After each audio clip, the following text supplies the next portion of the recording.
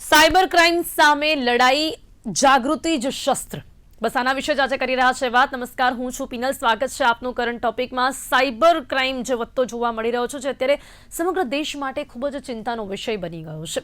ઘણીવાર આના ઉપર વાત કરીએ છીએ, આ વિષય ઉપર ચર્ચા કરવાનો પ્રયાસ કરીએ છીએ, અવેરનેસ લાવવાનો પ્રયાસ કરીએ છીએ, પરંતુ છતાં પણ હજી કહી શકાય છે કે જે કિસ્સાઓ છે તે ઘટવાનું નામ નથી લઈ રહ્યા. દેશભરમાં સાયબર ફ્રોડના કિસ્સાઓ એટલા વધી ગયા છે કે 1000 કરોડના સાયબર ફ્રોડનો સીબીઆઈ દ્વારા જ પર્દાફાશ કરવામાં આવ્યો છે. સાયબર ક્રિમિનલ રોકાણ, ડિજિટલ અરેસ્ટ, આ બધું જ વધતા ક્યાંક લોકોના નાણાં પડાવવા માટેના અલગ અલગ પ્રયાસો, અલગ અલગ રીત આ સાયબર ગઠિયાઓ સામે લઈને આવી રહ્યા છે. શેર બજારમાં અનેક ગણો નફો કમાવાની લાલચમાં પણ છેતરપિંડી વધતી જોવા મળી રહી છે. સૌથી પહેલાં તો ભારત દેશને ડિજિટલાઇઝેશન કરવા માટેનો પ્રયાસ આપણે કર્યો છે, ને જ્યારે ડિજિટલ તરફ આપણે આગળ વધી રહ્યા છે ત્યારે આ જે સાયબર કેસો છે ને જે સાયબર ક્રાઇમ વધી રહ્યો છે તે ક્યાંક ને ક્યાંક આપણને તે દિશામાં જતા રોકી રહ્યું છે. સૌથી વધારે આ લોકો જે છે એ લોકો જે વૃદ્ધો છે તમને ટાર્ગેટ કરી રહ્યા છે. સાયબર અરેસ્ટના જે કિસ્સાઓ છે તે ખૂબ જ વધી ગયા આપણે જોઈ રહ્યા છે.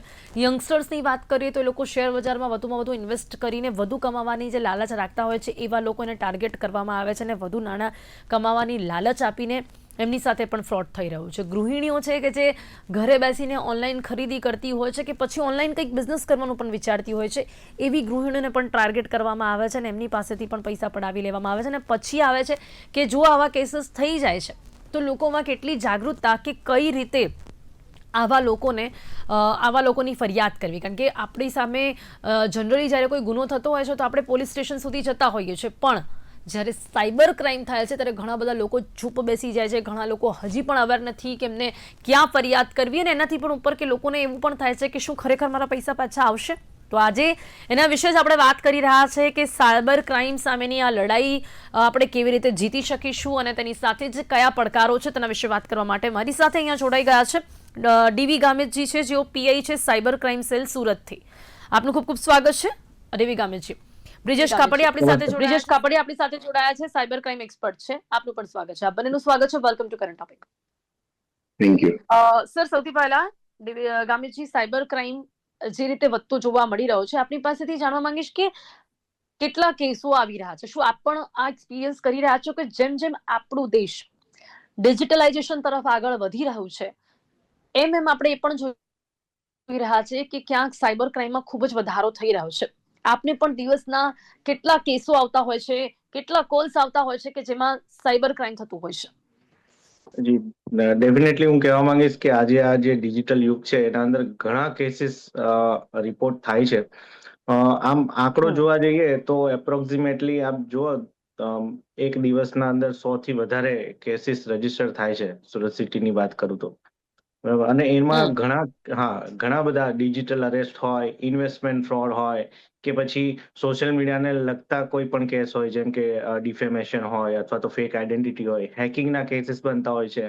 બરાબર. તો આ ટાઈપના જે કેસીસ છે અત્યારે બહુ જ પ્રચલિત છે હાલમાં. ઇન્વેસ્ટમેન્ટ, ડિજિટલ અરેસ્ટ, જેમાં લોકોને નોલેજ નથી હોતું, બરાબર, કાયદાનું નોલેજ નથી હોતું અથવા તો કોઈ પ્લેટફોર્મ છે એનું નોલેજ નથી હોતું, તો આ લોકો જે છે આનો શિકાર બની જાય છે આ સાયબર ફ્રોડનો. ઓકે. ઇન્વેસ્ટમેન્ટ જે આપણે વાત કરી કે હા, ઇન્વેસ્ટમેન્ટ કરવું એ પણ લોકોને ખ્યાલ તો હોય છે, પણ જ્યારે વાત એમાં પણ ડિજિટલાઇઝેશનની આવે છે ત્યારે લોકો તેમાં શિકાર બની રહ્યા છે. બ્રિજેશજી, વાત એ છે કે કારણો તો ઘણા બધા સામે આવી રહ્યા છે, પણ આપની મતે વધુમાં વધુ લોકો કઈ રીતે આમાં ટાર્ગેટ બની રહ્યા છે? કેવા લોકોને વધુ ટાર્ગેટ કરવામાં આવી રહ્યા છે જેના કારણે સાયબર ક્રાઇમનો જે રેશિયો છે તે વધતો જોવા મળી રહ્યો છે? સો પિનલજી, આપણે દરેક વખતે વાત કરીએ છીએ કે ડિજિટલ યુગ છે, સાયબર ક્રાઇમ થઈ રહ્યો છે, બટ સૌથી મોટો મુદ્દો ટેકનોલોજી છે એ નથી. જે અવેરનેસ જે કહેવાય ને, એ જ અત્યારે સૌથી મોટો મુદ્દો છે. એક સાયકોલોજીકલ ગેમ છે એકચ્યુઅલી. ઠગ હવે લોકોને એટલા સ્માર્ટ થઈ ગયા છે કે લાલચ અને ડરામણી અને એમાં લાપરવાહીનું મિશ્રણ થઈને બેઝિકલી આ ફ્રોડ થતા હોય છે. તો આપણે જે પોન્જી સ્કીમ છે, ઇન્વેસ્ટમેન્ટ સ્કેમ્સ છે, તો મેઇનલી જે પ્લેટફોર્મ્સ છે, વોટ્સએપ છે, ઇન્સ્ટાગ્રામ છે, ટેલિગ્રામ, આ 3 પ્લેટફોર્મનો યુઝ જનરલી થતો હોય છે. સ્ટાર્ટ કઈ રીતે થાય છે કે double return daily earning task ઓછો અને અર્નિંગ વધારે. તો આજે ફોર એક્ઝામ્પલ આવી કોઈ સ્કીમમાં આવીને મેં 5,000 ઇન્વેસ્ટ કરી દીધા, અ, બીજા 3 દિવસ કે 4 દિવસ પછી મને 10,000નું રિટર્ન આપશે. 10,000નું રિટર્ન આપ્યા પછી હવે એમ કહે છે કે હવે તમે 20,000 અમારી સાથે જમા કરાવો, તો 20,000નું તમને હમ 40,000 રિટર્ન મળશે. તો એ જ લાલચથી જી મને ખબર છે કે 5,000ના 10,000 આવ્યા છે તો 20,000 જેવા આપીશ, મને બીજા 4-5 દિવસમાં 40,000 મળવાના છે. તો હું શું કરીશ કે 20,000 પણ જમા કરીશ. 40,000નું એક્સપેક્ટેશન હશે મને કે ભાઈ 5 દિવસમાં એના ડબલ થઈને મારી પાસે આવશે. તો 40,000, 70,000, 80,000 એમ લાખ, 2 લાખ, 3 લાખ, 4 લાખ થતું જશે. તો જેવી મારી એક અમાઉન્ટ જી મોટી થઈ જશે ને પછી ત્યાંથી સ્ટોપ થઈ જશે. જે બી સ્કેમર્સ છે, ફ્રોડસ્ટર્સ છે, એ લોકો ગાયબ થઈ જશે. કોઈ મને રિસ્પોન્સ નહીં આપે. હમ મારી એક મોટી અમાઉન્ટ 5 લાખ મેં ઇન્વેસ્ટ કરી હતી, જેનું મને 10 લાખ રિટર્ન મળવાનું હતું. એ 5 લાખ ગયા એ પછી મને ત્યાંથી કોઈ જ આન્સર મળવાનું નથી, અને એટલે બધું એ મારા લોકોને પહેલા પાર્ટનર જે છે લાલચ એમની પાસે આપવામાં આવે છે ધીમે જતા રહેવાના છે. એટલે આમ તો બ્રિજેશભાઈ આપણે જોઈએ તો જનરલી પણ ગુનાઓ જે થતા હોય છે એવી રીતે થતા હોય છે. જો ઓફલાઈન પણ વાત કરીએ ને તો પહેલા એ લોકો કોઈ પણ વસ્તુ માટે કોઈ પણ વ્યક્તિને ટાર્ગેટ કરે એટલે પહેલા નફો આપે છે અને પછી એ રકમ મોટી થઈ જાય એટલે પછી ગાયબ રાઈટ, થઈ જાય છે અને આવું જ હવે ઓનલાઈન પણ થઈ રહ્યું છે. કરેક્ટ. જી ઓકે હવે ઓનલાઈન એટલા માટે જી જી જી જી ઓનલાઈન જી એટલા માટે અત્યારે વધી ગયું છે કે આપણે ચેક નથી કરતા કે એ આરબીઆઈ અપ્રુવડ કે સેબી અપ્રુવડ લોન એપ છે કે નથી. હવે હમ એ આપણને લાગે છે તો એકદમ ગવર્મેન્ટ ઓથેન્ટિકેટ એપ્લિકેશન્સ, પણ હવે હમ આપણે જ્યારે સ્કેમમાં ફસાઈએ છીએ પછી આપણને ખબર પડે છે કે આ એક સ્કેમ મારી સાથે થઈ રહ્યો છે. જી એક્ઝેક્ટલી. હવે થોડુંક આને આગળ કદાચ કામેજી પાસેથી આપણને જાણવા મળશે કે જેમ કે વાત કરી કે આરબીઆઈ અપ્રુવડ હોય કે સેબી અપ્રુવડ હોય ત્યારે જઈને આપણે આવા કંઈ પણ ઇન્વેસ્ટમેન્ટ કરવા કામેજી લોકો કેવી રીતે આગળ આપણે કહી શકીએ કે જોયા વગર ઇન્વેસ્ટમેન્ટ કરી રહ્યા છે જેના કારણે આવા કિસ્સાઓ વધી રહ્યા છે. કેવા કેસીસ સામે આવતા હોય છે? હા, ડેફિનેટલી જેમ બ્રિજેશભાઈએ કીધું એ સાચી વાત છે કે લોકો લાલચમાં ફસાય છે. બરાબર. આ જે માધ્યમ છે, આ ઈમેલ હમ છે, વોટ્સએપ છે, ટેલિગ્રામ છે, આના માધ્યમથી લોકોનો કોન્ટેક્ટ કરવામાં આવે છે અને એ લોકોને આવી સ્કીમ્સ આપવામાં આવે કે, અને લોકો પાસે કેવું છે કે એમણે જોયું હોય ક્યાંક ને ક્યાંક માર્કેટ, જો શેર બજારની આપણે વાત કરીએ તો શેર બજારના અંદર આઈપીઓ ના નામે મોટા ભાગે સ્કેમ થતા હોય છે. એવું કહે છે કે અમારી આ જે સ્કેમર્સ હોય છે એ લાલચ આપે છે કે ભાઈ તમને છે ને શ્યોર આઈપીઓ લાગશે, કે અમારી બેક ચેનલ છે અથવા હમ તો બેકડોર છે જ્યાંથી તમને આઈપીઓ અલોટમેન્ટ થશે. એક આ રીતે સ્કેમ કરે છે સ્કેમર્સ. અને બીજું, શેર બજારમાં મોટો નફો, એટલે આ લોકો નફો જે હોય છે એને ટાર્ગેટ કરે છે કે તમને 100 ગણા અથવા તો ડબલ અથવા તો ટ્રિપલ આટલો બધો તમને ફાયદો થશે. બરાબર. અને આ જે પ્લેટફોર્મ્સ આ લોકો યુઝ કરે છે ડમી હોય છે. બરાબર. જેમ વિજયભાઈ હમ કીધું, ડેફિનેટલી જે સેબી રજિસ્ટર્ડ કે આરબીઆઈ અપ્રુવડ નથી હોતા પ્લેટફોર્મ, પણ હમ આ જે લોકો જે આનો ભોગ બને છે, બરાબર, તો આ લોકો ચેક નથી કરતા કે આ સેબી અપ્રુવડ છે કે નહીં, કે એની પ્રેઝન્સ અહીંયા લોકલ છે કે નહીં, એ પણ ચેક નથી કરતા. જેના લીધે મોટા ભાગે લોકો જ્યારે એ લોકો મોટું ઇન્વેસ્ટમેન્ટ કરી દે છે અને જ્યારે એ લોકો પૈસા મેળવવા માટે જ્યારે વિથડ્રોઅલ રિક્વેસ્ટ નાખે છે ત્યારે હમ એ લોકોને ભાન પડે છે કે આ તો હવે ફેક છે. બાકી આ હમ પ્લેટફોર્મ બધા મેન્યુપ્યુલેટેડ હોય છે. બેકએન્ડમાં આ લોકો આ પ્લેટફોર્મને મેન્યુપ્યુલેટ કરે છે અને આવા જ શેર માર્કેટ જેવા જ પ્લેટફોર્મ બનાવી દે છે. ખાલી શેર જી માર્કેટ નહીં, હું તો કહું છું એવા કેસીસ અમે જોયા છે જેના અંદર ફોરેક્સ, બરાબર, કે ફોરેક્સના અંદર ઇન્વેસ્ટમેન્ટ કરાવે છે, જેના અંદર બી સેમ મોડસ ઓપરેન્ડી છે, ફેક પ્લેટફોર્મ, ડમી ડોમેન, બરાબર. અથવા તો જે આપણા અહીંયા વેલ નોન, ધારો કે આપણે વેલ નોન જે પ્લેટફોર્મ હોય છે, જે બ્રોકર્સ હોય છે, એને પણ આ લોકો શું કહેવાય, ઇમ્પર્સોનેટ કરે છે. એ વેબસાઇટ જેવી જ વેબસાઇટ બનાવશે અથવા ફેક ડોમેન ક્રિએટ કરશે અને એ ડોમેન પરથી એમને ઇન્વેસ્ટમેન્ટ માટે પ્રેરણા આપે આ લોકો, બરાબર, કે ફસાવે છે. ફોરેક્સ થઈ હમ ગયું. પછી બીજું ગોલ્ડ ઇન્વેસ્ટમેન્ટ થઈ ગયું, ગોલ્ડના નામે, કેમ કે આપણે જોઈ રહ્યા છે માર્કેટમાં કે ગોલ્ડની પ્રાઇસ જેવી રીતે વધી રહી છે, તો લોકોને હમ એવું થાય કે ગોલ્ડમાં ઇન્વેસ્ટમેન્ટ કરીશ તો મને વધારે વળતર મળશે. પછી ચોથું એક છે ક્રિપ્ટોકરન્સી. ક્રિપ્ટોકરન્સીનું બી નોલેજ લોકોને હોતું નથી.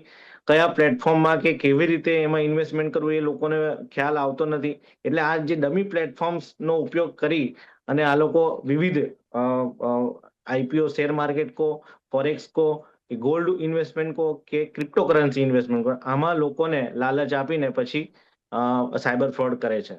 જી તો જી આમાં જી ખાસ ધ્યાન રાખવા જેવું આ જ છે કે સેબી અપ્રુવડ હોય અથવા તો હમ જે આપણી લીગલ ફ્રેમવર્ક છે ઇન્ડિયાની, અને એને ધ્યાનમાં રાખીને જો ઇન્વેસ્ટમેન્ટ કરવામાં આવે તો આવા બધા સ્કેમ્સ થી બચી શકાય.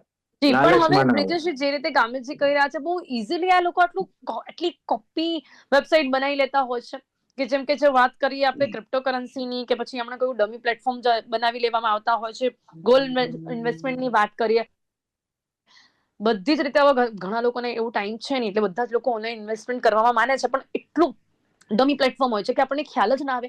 એક તો પહેલા તો કઈ રીતે આટલું ઇઝીલી આ લોકો બનાવી લેતા હોય છે ને પછી કેમ આઈડેન્ટિફાઈ નથી કરી શકતા આપણે? કારણ કે જેટલું મને થોડો ઘણો આઈડિયા છે કે એસએસ ઉપર કંઈક લખેલું હોય, સાયબર લાઈક સિક્યોર વાળું લખેલું એમાં એસએસ હોય છે, બહુ નાની નાની બાબતો હોય છે જે ધ્યાન રાખવાની હોય છે. બીજી કોઈ એવી રીત આપ કહી શકો છો કે જેનાથી આ લોકો આઈડેન્ટિફાઈ કરી શકે? બેઝિકલી જે જી ગામિત બ્રિજેશ. સરે વાત કરી, social media impersonation and job scams, તો ફેક પ્રોફાઇલ બનાવવી અને ફ્રેન્ડશિપ કરવી, જોબ ઓફર આપવી, રિલેશનશિપમાં ટ્રસ્ટ બિલ્ડઅપ કરવો, એ અત્યારે એક નાની વાત થઈ ગઈ છે. હવે રહી આપણે જોઈએ કે exact domain, SBI for example, હું ગવર્મેન્ટ વેબસાઇટ જ લઈ લઉં બેંકની, એસબીઆઈ નું એક ફેક પેજ બને છે. હવે એ યુઝ કરવા વાળાને નથી ખબર કે એક્ઝેક્ટ છે, ઓરિજિનલ છે કે ફેક છે. હવે જેવો પણ હું એસબીઆઈ ની વેબસાઇટ પર જઈશ તો એક મસ્ત બ્લુ સ્ક્રીન એની વેબસાઇટમાં આવે છે જે એસબીઆઈ નો લોગો છે એ પ્રમાણે. હવે એને આઈડેન્ટિફાઈ કઈ રીતે કરવી? એક છે, મેં વિઝિટ કરી વેબસાઇટ, મેં મારો યુઝર આઈડી, એડમિન અને કસ્ટમર આઈડી અને પાસવર્ડ એડ કર્યો, એ પેજ ઓપન નહીં થાય, એ બીજા પેજ પર રીડાયરેક્ટ થઈ જશે. બટ જે ફેક પ્રોફાઇલ વાળી જે વેબસાઇટ છે, જે ફેક વેબસાઇટ છે, એનો જે આઈડી પાસવર્ડ મેં એન્ટર કર્યો ને, એ હેકર પાસે જતો રહેશે. એટલે હેકર હવે એનો મિસયુઝ ક્યાં કરશે કે ઓરિજિનલ વેબસાઇટ પર જઈને એ જ સેમ કસ્ટમર આઈડી અને પાસવર્ડ એડ કરશે. હવે બેઝિકલી આપણે કેવી રીતે જાણ કરી શકીએ ઓરિજિનલ છે કે નહીં? આપણે જે કહ્યું એકદમ પરફેક્ટ વાત કરી કે એસએસએચ હોય, એચટીટીપી આપણે જોવાનું છે, એચટીટીપી અને HTTPS. HTTPS it means more secure.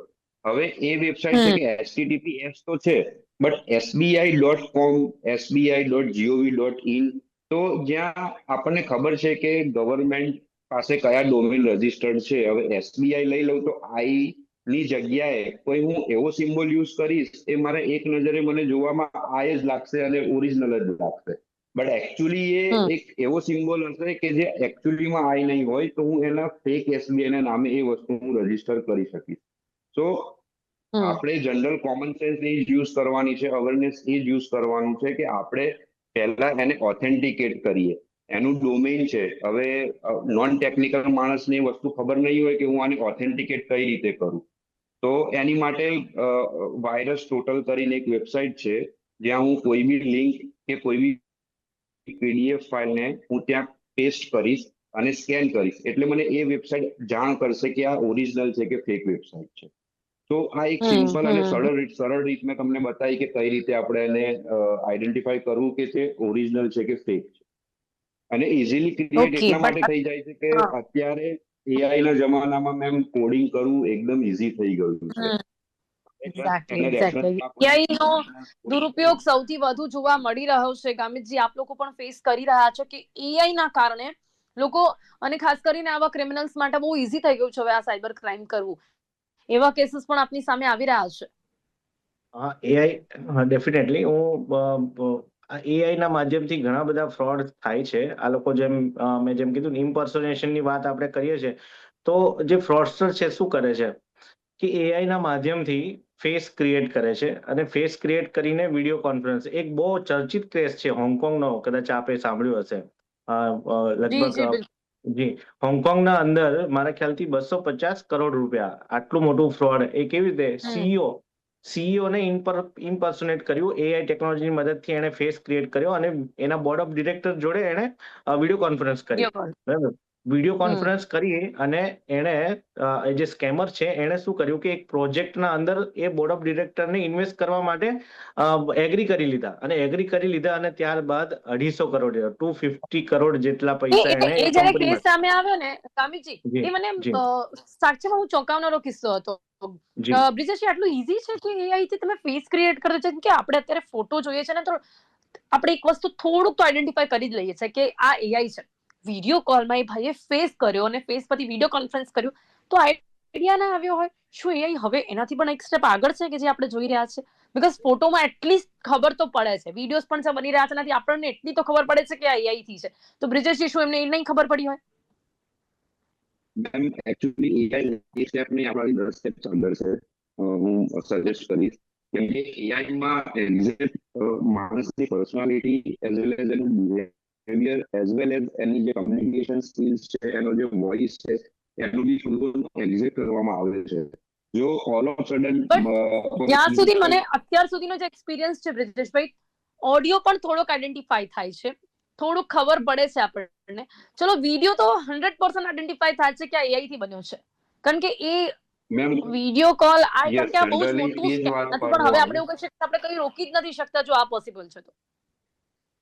એના પર હું હવે આવીશ કે એને પકડવો ઈઝી છે જો તમે મતલબ તમને હવે કોઈ ઓફિસર્સ છે, કોઈ અત્યારે ડિજિટલ સ્કેમની વાત કરીએ તો એ આપણને લાઈવ વિડીયો કોલમાં ડરાવે છે.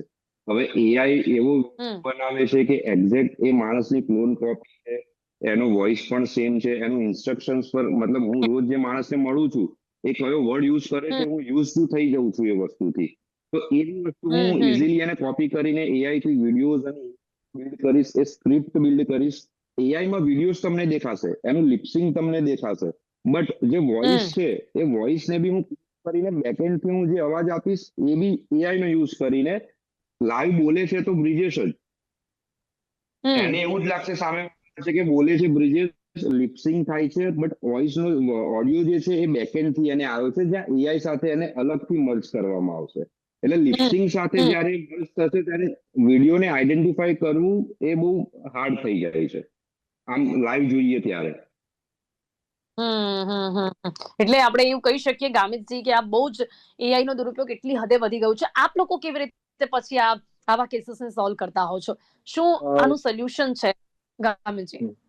એકચ્યુઅલી એક હું કિસ્સો આપને જણાવવા માંગીશ. એક અહીંયા જ પ્લીઝ. સુરતના જ હતા, એમને એક કોલ આવ્યો અને એની હાવ એના સનનો, એટલે એનો જે છોકરો છે સ્કૂલમાં ભણે છે, એનો કોલ, એટલે એને કિડનેપરનો ફોન આવે છે એના ફાધરને કે ભાઈ તારા છોકરાને અમે કિડનેપ કર્યો છે, અને કિડનેપર એઆઈ ની મદદથી એના છોકરાનો વોઇસ ક્રિએટ કરીને એના પપ્પાને સંભળાવે છે. બરાબર. તો આના અંદર અમને એવી રીતે ખબર પડી હતી કે જે ફાધર છે એ બેંકમાં જાય છે 10 લાખ રૂપિયા ટ્રાન્સફર કરવા, પણ એની હાવ જે બેંક છે અમારી જોડે કનેક્ટ હતી, તો બેન્કરને કંઈક ડાઉટ જાય છે, તો એ સીધો સાયબર સેલમાં ફોન કરે છે અમને. બરાબર. તો અમને ફોન કરે છે, અમે અમારી ટીમ દોડાવીએ છીએ અહીંયાથી, અને એમને પૈસા નાખતા રોકીએ છીએ અને પછી એમને પૂછીએ છીએ કે ભાઈ તમે કેમ આટલી જલ્દીમાં પૈસા નાખો છો. પછી એમણે વધારે સમજાવ્યા બાદ એમણે મોઢું ખોલ્યું કે ઓકે, મારો સન કિડનેપ થઈ ગયો છે, મને આવી રીતે કિડનેપરનો ફોન આવ્યો હતો. પછી અમે કીધું કે તમારો સન ક્યાં ભણે છે, તો અમે ચેક કરાવ્યું, અહીંયા અમારી ઉધનાની સ્કૂલ છે ત્યાં જે એનો છોકરો ભણે છે, તો અમે એક ટીમ બીજી ત્યાં સ્કૂલમાં ઓકે. મોકલી અને વેરીફાઈ કરાવ્યું, તો એનો સન ત્યાં જ હતો, સ્કૂલના અંદર જ હતો, પણ એની હાવ કોઈ વોઇસ સેમ્પલ એ કિડનેપરને, એટલે જે સ્કેમર છે એની મળી ગયું હતું. બરાબર. તો ત્યારે અમે યસ, યસ. જે કોઈ ફાધર પણ છે એમને ફાધર હોય બતાવી તો એ શક્યા. 2 મિનિટ પણ જી ના ફાધર, રોકાય જો હા પોતાના છોકરાનો એવો અવાજ સાંભળે તો. હા, ડેફિનેટલી આ જે સ્કેમર્સ હોય છે એ સેન્સ ઓફ અર્જન્સી ક્રિએટ કરશે, બરાબર, અને એટલી ઉતાવળ કરશે, બરાબર, અને પછી અથવા તો ડરાવવાની કોશિશ કરશે. આ ફેક્ટર છે સાયકોલોજીકલ, જે બ્રિજેશભાઈએ વાત કરી હતી, એ 100% સાયકોલોજીકલ છે કે લોકો આમાં ફસાઈ જાય છે. ડર, લાલચ અથવા તો sense of urgency scammer create કરશે, અને આ જ ટ્રેપ છે જેનો ફાયદો, જે સાયકોલોજી છે એનો ઉપયોગ કરીને સ્કેમર્સો આનો ફાયદો ઉઠાવે છે. જી ગામિતજી, નાઉ સૌથી મોટો આમ ઇમ્પોર્ટન્ટ પોઈન્ટ આપણે ડિસ્કસ કરીએ છે, બહુ જરૂરી છે કે જી ચલો કઈ આવું થઈ ગયું છે, તો જી નાઉ શું સ્ટેપ હોવો જોઈએ? કારણ કે મને પણ, હું તો પોતે પણ કહીશ કે હજી એવા કેસીસ બહુ નથી જોયા કે જેમાં લોકોને તરત પૈસા મળી ગયા હોય. હજી પણ લોકોમાં ક્યાંક ને ક્યાંક એક ભરોસો નથી બેસતો, અને ઘણા લોકો ઇગ્નોર કરતા હોય છે કે સાયબર ક્રાઇમ થયું છે તો ક્યાં જઈએ, શું કરીએ. એક વર્ગ એવો પણ છે કે જે ખરેખર બહુ જાગૃત પણ થઈ ગયો છે કે તરત જ કમ્પ્લેન કરે છે. પણ નાઉ સ્ટેપ શું હોવા જોઈએ એના વિશે આપણે લોકોને થોડુંક અવેર કરી શકીએ ગામિતજી? જી જી જી જો તો આપણે સ્ટેપ વાઇઝ કહીએ તો સોશિયલ મીડિયા જે ફ્રોડ છે એનાથી બચવું હોય તો આપણે શું શું એટલે અવેરનેસ માટે લોકોએ શું કરવું જોઈએ. સૌથી પહેલા એક તો બેઝિક હોય છે, આપણે એકદમ જનરલ જે લોકોએ ધ્યાન રાખવાનું હોય છે સોશિયલ મીડિયા રિલેટેડ જે પણ સ્કેમ છે એનાથી બચવા માટે. એક તો એમ હમ હમ હમ. પોતાના પાસવર્ડ સ્ટ્રોંગ રાખે, બરાબર, અને રેગ્યુલરલી એને અપડેટ કરે, 6 મંથે એટલીસ્ટ એને બદલે, બરાબર. પછી 2 ફેક્ટર ઓથેન્ટિકેશન હોય છે એને ઇનેબલ કરે, બરાબર. પછી અનનોન ફ્રેન્ડશિપ ના કરે સોશિયલ મીડિયા પર, બરાબર. જી અને ગામીજી, સોરી હા, આપને ટૂંકામાં ચોક્કસપણે આ પ્રકારની એડવાઇસ તો બ્રિજેશભાઈ ઘણી વખત આ પ્લેટફોર્મથી આપ્યા છે, પણ હું તમને જે સવાલ કરી રહી છું કમ્પ્લેન માટે, કે ક્યાં કમ્પ્લેન માટે, કમ્પ્લેન ઓકે. કરવી કે હાજી હાજી. જી ડેફિનેટલી. જો ફાઇનાન્શિયલ ફ્રોડ જો કોઈની જોડે ઘટિત થાય તો તુરંત આપણે 1930 જે પાન ઇન્ડિયા હેલ્પલાઇન નંબર છે 1930, જી એના પર બિલકુલ. તરત હા. કમ્પ્લેન કરવી જોઈએ. અને આમાં અમે ગોલ્ડન અવર કહીએ છીએ. જે ફ્રોડ થયાના તમે અમુક કલાકોના અંદર, બરાબર, જો તમે કોલ કરશો તો આ હેલ્પલાઇનનું કામ એવું છે, એક બેંક જોડે ટાઈઅપ છે અને તરત બેંકને નોટિફાય કરશે કે આ ફ્રોડ થયું છે અને એ તરત જે પૈસા ટ્રાન્સફર થાય છે એને રોકવાનું કામ કરે છે, અને જ્યાં પણ પૈસાનો ટ્રેસ મળે છે તો એને ત્યાં બ્લોક કરી દેવામાં આવે છે. પછી આ જે બ્લોક હમ થયેલા પૈસા હોય છે એ લોક અદાલતના માધ્યમથી જે તે નાગરિક હોય છે એમને પરત અપાવવાની કાર્યવાહી પણ સાયબર સેલ દ્વારા કરવામાં આવે છે. બટ ગામીજી, હજી એક સવાલ કે જો કમ્પ્લેન ગોલ્ડન અવરમાં કરી દેવામાં આવે છે, પછી જે આપ લોકોની પ્રોસેસ હોય છે એમાં ક્યાં અટવાય છે, ક્યાં પડકારો ઉભા થાય છે? બીકોઝ જો કોઈએ ફેક કોલ કર્યો છે તો પણ તમે કોલ ની જે લોકેશન છે કેમ તમે ના પકડી શકો, મોબાઈલથી કર્યો હોય તો ક્યારે ટ્રેક નથી થતું, કે પછી કોઈ એપ્લિકેશન હોય તો એ એપ્લિકેશન ક્યાંથી એક્સેસ થઈ છે એ લોકેશન ક્યારે ન મળી શકે, ઈમેલ કોના ઈમેલ આઈડી થી મોકલવામાં આવ્યું છે એ આઈડેન્ટિફાઈ ક્યારે ના થાય, કેવા પડકારો હોય છે?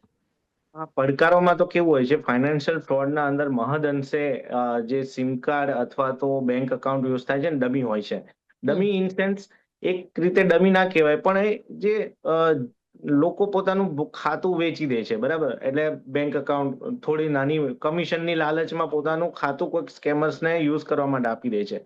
તો એમના જ સિમ કાર્ડ હોય છે, એમના જ બેંક અકાઉન્ટ હોય છે, અને પછી એમણે આ લીગલ કન્સિક્વન્સીસ એમને ઝેલવા પડે છે જે અકાઉન્ટ હોલ્ડર હોય છે. એટલે હમ સ્કેમર જે છે આ મ્યુલ અકાઉન્ટ આપણે આમને કહીએ છીએ. મ્યુલ અકાઉન્ટ ઇન શોર્ટ, કાં તો મજૂરને ઉચકી લાવશે આ લોકો, મજૂરના મજૂરના સિમ કાર્ડ અથવા તો મજૂરના બેંક અકાઉન્ટ ખોલાવશે અને પછી આવા જ અને જો અકાઉન્ટને તરત આ જ જે લોકો, પૈસા એમ લોકોએ પચાવી હા, પાડ્યા છે, તરત જ એ પૈસા બચાવ ક્યાંક ટ્રાન્સફર કરી દીધા, ક્યાંક યુઝ કરી જી દીધા, તો કેવી રીતે પૈસા જી પાછા મળે છે? હા, આ 1930 જે હેલ્પલાઇન નંબર છે એનું કામ જ એ છે કે પૈસા સૌથી પહેલા બ્લોક કરશે. જો ટ્રાન્ઝેક્શન ચેનને આપણે ઓળખીને પછી ત્યાં જ્યાં પૈસા ટ્રાન્સફર થયા છે બેંક ટુ બેંક, તો એને સ્ટોપ કરવાનું કામ આ હેલ્પલાઇન કરે છે, અને મહદઅંશે સક્સેસફુલ પણ છે, બરાબર. ઘણા કોઈ બધા કેસ આપણે કહી શકીએ જે સક્સેસ થયા હોય જેથી કરીને લોકોમાં એક પોઝિટિવ નેસ આવે કે યસ, આપણે જો જી તરત કમ્પ્લેન કરીશું તો આ પૈસા પાછા મળી શકે છે? જી ડેફિનેટલી એવા ઘણા બધા આપણી પાસે કેસીસ છે, પણ એક્ઝેક્ટ મને કેસ અત્યારે મારા શું કહેવાય મને જી જી. યાદ નથી, પણ હા. ઘણા બધા આપણે તમે માનો અમે લોક અદાલતના અંદર આ વર્ષના અંદર જ અમે 4,000 એપ્લિકેશન પ્રોસેસ કરી છે, હમ બરાબર. 4,000 થી પણ વધારે. હમ અને અરાઉન્ડ 19 કરોડ રૂપિયા પરત અપાવવા માટે અમે તજવીજ હાથ ધરી છે કોર્ટના માધ્યમથી. 19,000? 19 કરોડ. 19 કરોડ રૂપિયા? ઓકે હમ ઓકે ઓકે ઓકે. એટલે હા.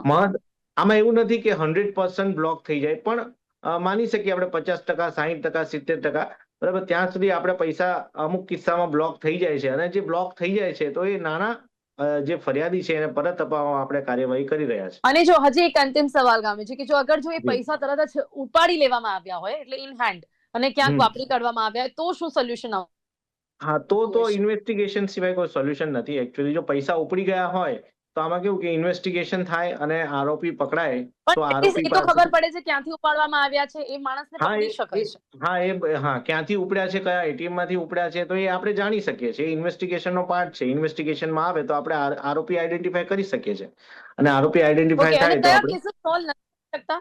થોડુંક શોર્ટમાં જલ્દીથી કેવા કેસીસ કદાચ સોલ્વ નથી પણ થઈ શકતા, તો શું કારણો હોય છે? નથી સોલ્વ થઈ શકતા એવું તો હું નહીં કહીશ, કેમ કે એકચ્યુઅલી કેસીસમાં કેવું હોય છે કે આમાં જે માસ્ટર માઇન્ડ હોય છે ને, જેમાં બહુ બરાબર. લેટ કદાચ કમ્પ્લેન થઈ હોય. હા, લેટ કમ્પ્લેન થઈ હોય ને તો એના અંદર ડિજિટલ પુરાવા કેવા હોય છે કે અમુક ટાઈમ હોય તો 2 વર્ષ સુધીનો સમયગાળો આપણે પકડીએ તો ડિજિટલ પુરાવા આપણને નથી મળી રહેતા. બહુ ડિલે થયું હોય કેસના અંદર તો. જી જી જી જી બિલકુલ. હવે સમય આપણી પાસે ઓછો છે એટલે ચર્ચાને અહીંયા સમાપ્ત કરવી પડશે. ખાસ કરીને આગામી કઈ રીતે કમ્પ્લેન થઈ શકે છે, કઈ રીતે આના સોલ્યુશન્સ આવતા હોય છે તેના વિશે આપણે લોકોને જાગૃત કર્યા, તે બદલ આપનો આભાર બ્રિજેશજી. હંમેશા જે આપણે પ્રયત્ન કરતા હોઈએ છીએ કે ખાસ કરીને લોકોને અવેર કરીએ કે શું કરી શકાય છે, શું ન કરી શકાય, તેના વિશે ફરી એક વખત પ્રયાસ કર્યો, તે બદલ આપનો પણ આભાર. થેન્ક યુ સો મચ અમારી સાથે જોડાવા. Thank you.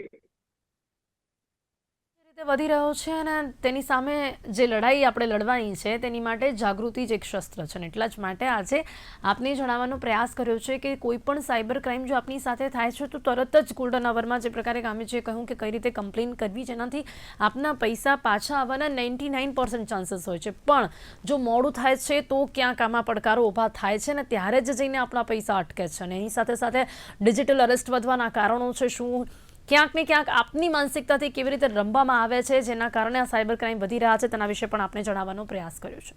કરંટ ટોપિકમાં અત્યારે બસ આટલું જ. ફરીથી મળીશું એક નવા વિષયની સાથે. ત્યાં સુધી રજા આપશો. નમસ્કાર.